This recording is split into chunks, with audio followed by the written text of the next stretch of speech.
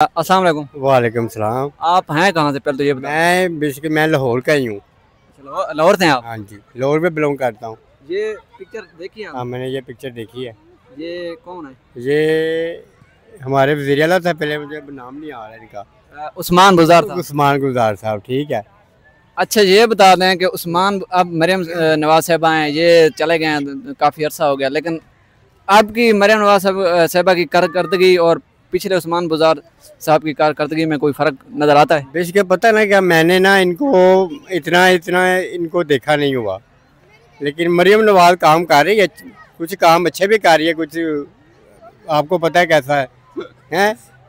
हाँ जी।